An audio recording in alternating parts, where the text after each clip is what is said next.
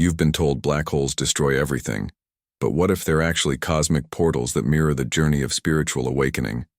While scientists map the event horizon with mathematics, mystics throughout history have whispered about threshold experiences that sound remarkably similar. A point of no return where your old self dissolves, where time bends, and where transformation becomes inevitable. This isn't about choosing between science and spirituality. It's about recognizing they're describing the same universe from different observation points. Black holes aren't just astronomical phenomena. They're perfect metaphors for the death-rebirth cycle every soul must face when answering the calling toward higher consciousness. The question isn't whether you'll encounter your personal event horizon, it's whether you'll have the courage to cross it. The physics of surrender. Black holes challenge everything we think we know about reality, bending space and time until they literally swap places inside the event horizon. At the singularity's core, all the laws that govern our physical existence break down completely, creating what physicists call a point of infinite density, a place where traditional understanding ends and something else begins. This mirrors precisely what happens during genuine spiritual transformation. Your old frameworks collapse, your ego-based navigation systems fail, and you're thrust into territory where logic can't protect you anymore. When massive stars exhaust their fuel, they don't gradually fade. They collapse catastrophically inward, and only through this complete surrender does something extraordinary emerge. Your spiritual journey follows the same pattern. The moment a star crosses its own Schwarzschild radius, there's no reversing course. Gravity pulls everything toward the center, including light itself. Many spiritual seekers stand at this threshold, feeling the pull toward deeper consciousness but terrified of losing their familiar identity in the process. They oscillate at the event horizon, sensing the transformation but clinging to the known world, not realizing that hesitation only prolongs suffering. Einstein's equations tell us that from the outside, you'd appear frozen at the boundary forever, while from your perspective, you'd cross smoothly into another realm entirely. This perfectly describes the spiritual isolation that often accompanies awakening. Others can't perceive your internal revolution, leaving you feeling suspended between two worlds. The intense gravitational forces near black holes create what scientists call spaghettification, where matter is stretched and torn apart by differential forces. This sounds horrifying until you realize that every mystical tradition speaks of a similar process: the dark night of the soul, the ego death, the dismantling of false identity that precedes enlightenment. You can't bring your current self through the doorway. Only the essence survives. What gets destroyed is precisely what was keeping you trapped in limited consciousness. The rigid beliefs, the defensive patterns, the stories you've mistaken for your true self. Consider the caterpillar dissolving completely into liquid before reorganizing as a butterfly. Black holes operate on the same principle of transformation through total dissolution. The information paradox and soul continuity. One of the most profound mysteries in modern physics is the black hole information paradox. What happens to the information of everything that falls into a black hole? According to quantum mechanics, information can't be destroyed, yet black holes appear to erase everything that crosses the event horizon, creating a fundamental conflict with the laws of physics. Stephen Hawking spent decades wrestling with this problem before suggesting that information might be preserved on the event horizon's surface, encoded in bits of Planck-length precision. This scientific puzzle has surprising spiritual implications. It suggests the universe itself is fundamentally designed to preserve information, to remember, to ensure nothing is truly lost. The holographic principle that emerged from studying black holes proposes that all the information within a three-dimensional volume can be encoded on its two-dimensional boundary. Apply this to consciousness and you've got a scientific framework supporting what mystics have always claimed. Your essence transcends physical form, and the deepest information about who you are exists beyond the material plane.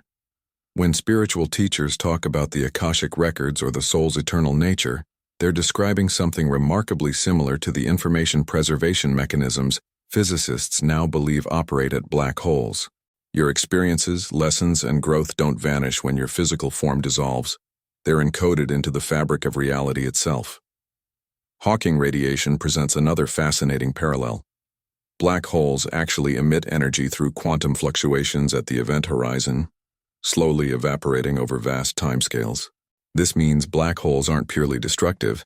They transform and release what they consume back into the cosmos in a different form, maintaining the universe's energetic balance.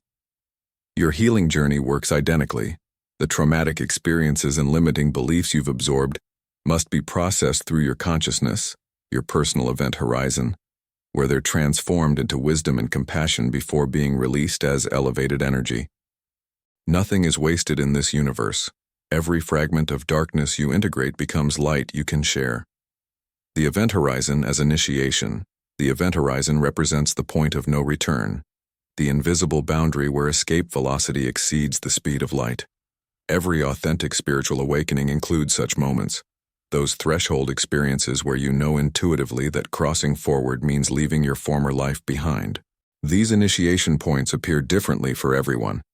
A devastating loss that shatters your worldview, a mystical experience that reveals consciousness beyond your body, or simply an inner knowing that you can't continue living the way you have been.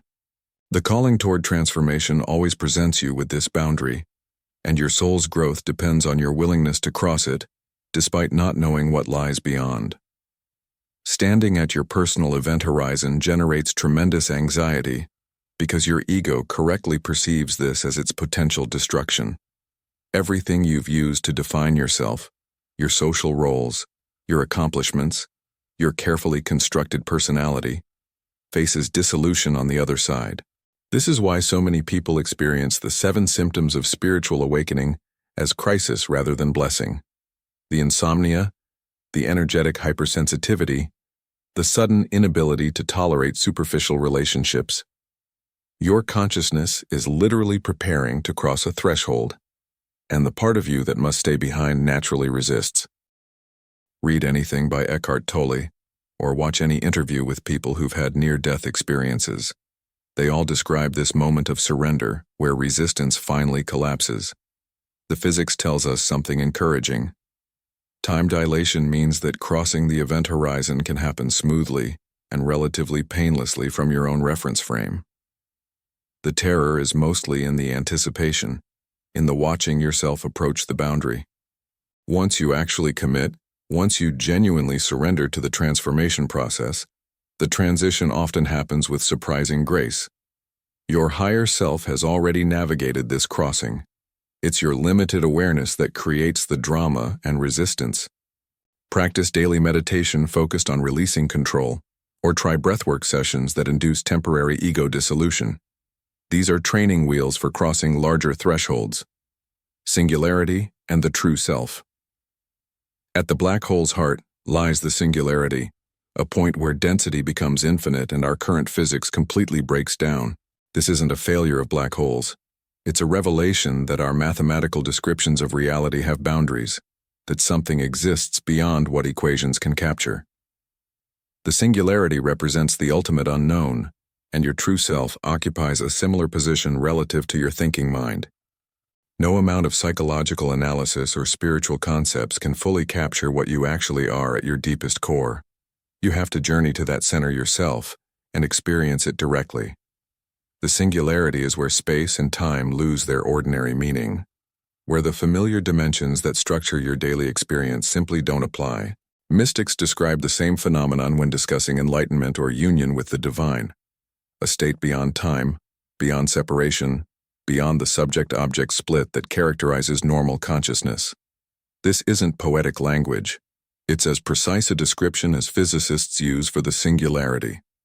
Your identification with your thinking mind keeps you orbiting safely outside your own center, never quite reaching the point where transformation becomes total.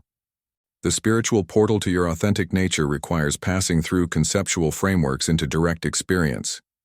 Every black hole contains a singularity, suggesting that this transcendent core is a fundamental feature of reality, not an aberration. Similarly, every human contains a divine essence, a true self that exists beyond personality and conditioning. The entire spiritual journey is really about collapsing inward through the accumulated layers of false identity until you reach this core. Start by questioning every belief you hold. Who would I be without this thought? That's Byron Katie's methodology for approaching your singularity. Or practice Ramana Maharshi's self-inquiry, repeatedly asking, who am I? Until thought collapses and pure awareness remains. Wormholes and dimensional doorways. Rotating black holes, called Kerr black holes, might contain wormholes, theoretical tunnels connecting distant regions of space-time or even different universes altogether. This moves black holes from destroyers to potential gateways, from endings to passages between realms. While physicists debate whether these wormholes could actually be traversed, the mathematical possibility alone suggests the universe is far stranger and more interconnected than our everyday experience indicates. Applied to consciousness, this opens profound questions. Could deep meditative states or mystical experiences actually access other dimensions of reality, rather than merely producing altered brain chemistry?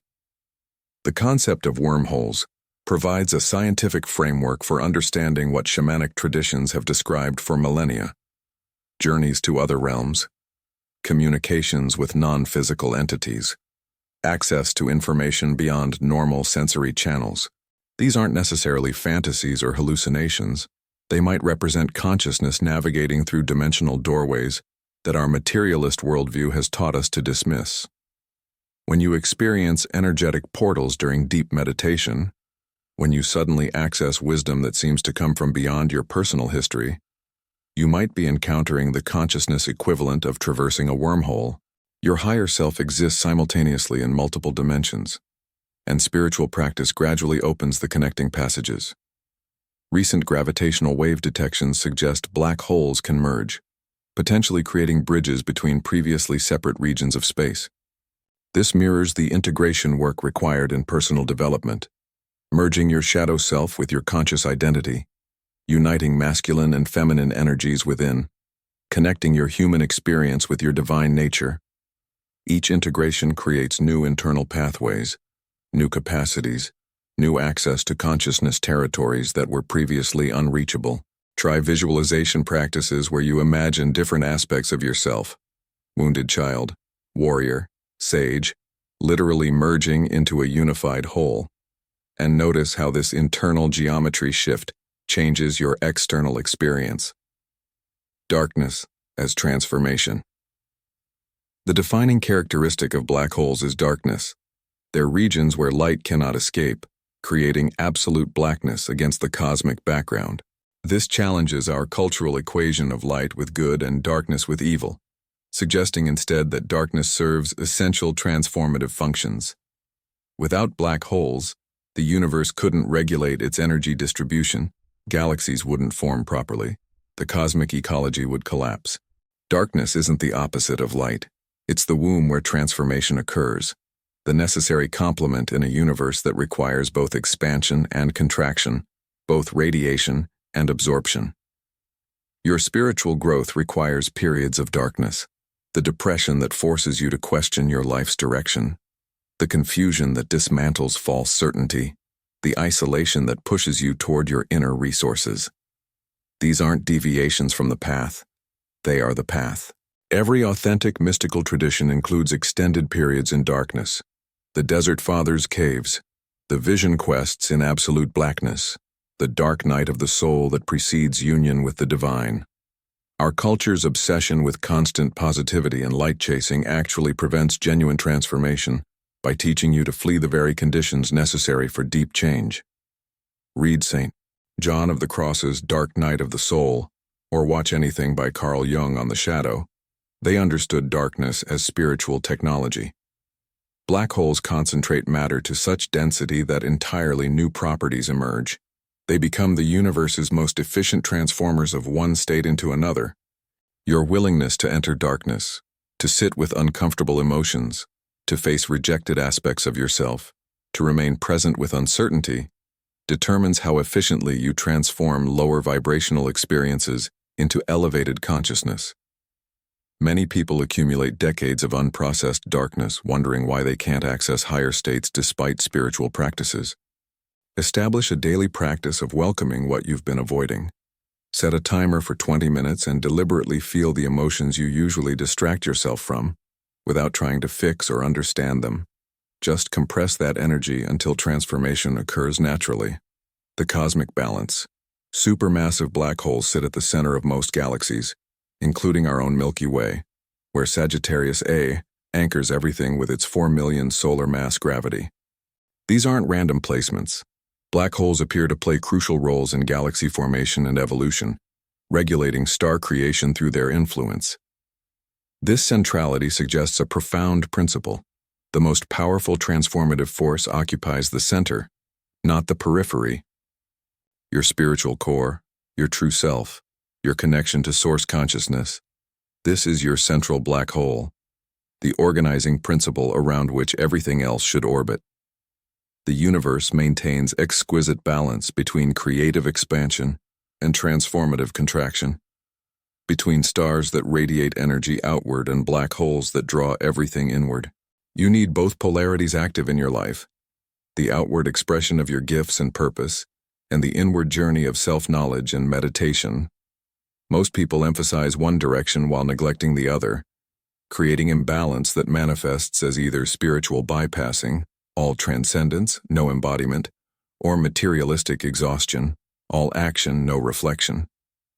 Your personal development requires regular oscillation, periods of intense external engagement, followed by deliberate withdrawal for integration and inner work. Black holes don't destroy energy, they transform it, maintaining the universe's fundamental conservation laws while changing energy from one form to another. This understanding should radically shift your relationship with challenges. Nothing in your life is ultimately wasted or wrong. Everything can serve your evolution if you allow the transformation process to complete. The job loss that feels like death might be the gravitational collapse necessary for a more authentic career to emerge.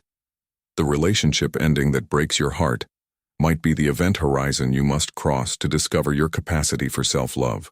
Keep a transformation journal where you track how past difficulties eventually reorganized into current strengths.